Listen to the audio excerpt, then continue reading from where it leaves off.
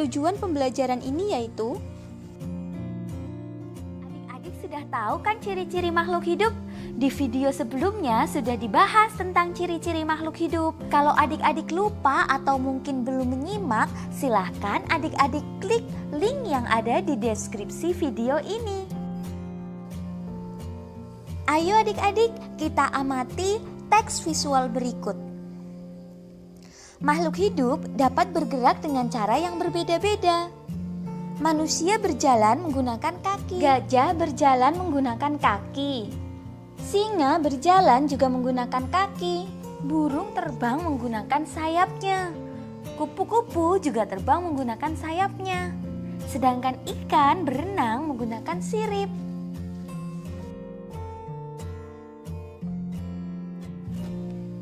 Menurut adik-adik, kalau tumbuhan kira-kira bergerak apa tidak ya? Coba perhatikan visual berikut. Lalu bagaimana cara tumbuhan bergerak ya? Bunga matahari bergerak menuju arah datangnya cahaya matahari. Pucuk tumbuhan bergerak ke arah datangnya cahaya matahari. Ada lagi akar tumbuhan bergerak ke bawah senantiasa menuju ke arah air. Sekarang coba adik-adik menutup hidung dan mulut selama 20 detik. Tidak menghirup udara. Dapatkah adik-adik melakukannya? Bagaimana rasanya? Kalau adik-adik dapat melakukannya, tentu saja adik-adik akan merasakan sesak.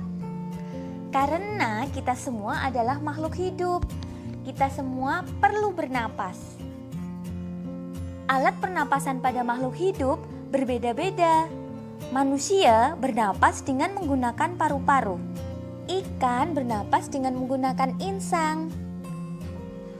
Serangga bernapas dengan menggunakan trakea. Sedangkan alat pernapasan pada tumbuhan bernama stomata.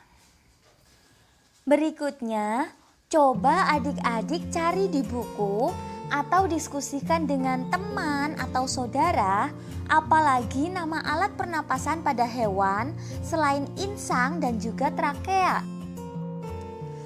Apakah adik-adik pernah mengukur tinggi badan? Kalau iya, apakah tinggi badan adik-adik dari kelas 1 SD hingga kelas 3 sekarang masih tetap sama? Kalau tidak dan mengalami penambahan tinggi badan, itu artinya adik-adik mengalami pertumbuhan. Nah, itu juga salah satu ciri makhluk hidup. Lalu, pernahkah adik-adik mengamati pertumbuhan hewan di sekitar? Kalau iya, coba tuliskan hasil pengamatanmu. Adik-adik, ibu kita telah melahirkan kita semua dengan susah payah dan penuh perjuangan. Oleh karenanya kita harus berbakti ya terhadap ibu dan juga bapak kita. Nah, ibu yang melahirkan bayi itu menunjukkan bahwa makhluk hidup berkembang biak. Berkembang biak artinya menghasilkan keturunan. Hewan pun berkembang biak. Ada yang berkembang biak dengan cara melahirkan, ada yang dengan cara bertelur. Begitupun tumbuhan juga berkembang biak. Tujuan perkembangbiakan adalah untuk melestarikan jenisnya agar tidak punah. Coba adik-adik mencari tahu nama hewan dan cara perkembangbiakannya, lalu tuliskan dalam tabel berikut. Selanjutnya, coba adik-adik perhatikan teks visual berikut. Di situ ada Edo, Udin, dan juga Beni sedang menyantap makanan. Kemudian ada kuda yang sedang makan rumput. Lalu ada juga seorang anak yang sedang menyiram bunga. Semua itu menunjukkan bahwa makhluk hidup memerlukan makanan dan juga air. Manusia memerlukan tumbuhan dan hewan untuk makan. Sebagian hewan juga memerlukan tumbuhan untuk makan. Ada juga hewan yang memerlukan hewan lain untuk makan. Hewan yang memakan tumbuhan untuk dimakan itu disebut dengan hewan herbivora. Sedangkan hewan yang memakan hewan lain disebut dengan karnivora. Ada juga hewan yang memakan hewan lain ataupun daging dan juga tumbuhan seperti manusia. Hewan yang memakan daging dan juga tumbuhan disebut dengan hewan omnivora.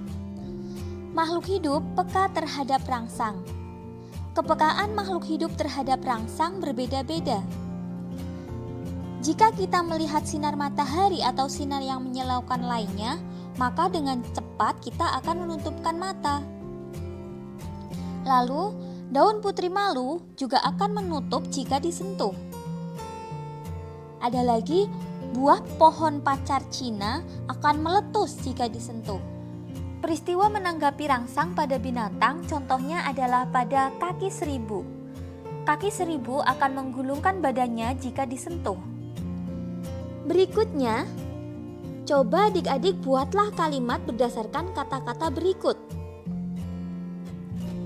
Yang perlu diingat, kalimat yang baik itu mengandung unsur subjek, predikat, dan juga objek atau keterangan. Kakak contohkan untuk yang kata-kata pertama, berkembang biak. Kakak ambil contohnya adalah ayam. Berarti subjeknya adalah ayam. Ayam berkembang biak dengan cara bertelur. Nah, kalimat tersebut sudah mengandung unsur subjek, predikat, dan keterangan. Untuk yang selanjutnya, silahkan adik-adik mencoba sendiri ya. Allah menciptakan manusia sebagai makhluk hidup yang paling sempurna. Untuk itu, kita harus bersyukur atas karunia Allah yang maha luas ini. Bersyukur kepada Allah termasuk pengamalan sila pertama Pancasila. Sila pertama Pancasila dilambangkan dengan gambar bintang yang berbunyi ketuhanan yang Maha Esa. Lambang ini menunjukkan bahwa bangsa Indonesia menyatakan kepercayaan terhadap Tuhan yang Maha Esa. Kemudian, taat terhadap perintah Tuhan dan senantiasa menjauhi larangannya. Selain itu, juga saling menghargai terhadap kepercayaan orang lain.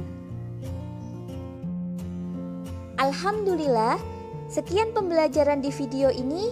Banyak kekurangan kakak mohon maaf. Semoga bermanfaat. Selamat belajar dan wassalamualaikum warahmatullahi wabarakatuh.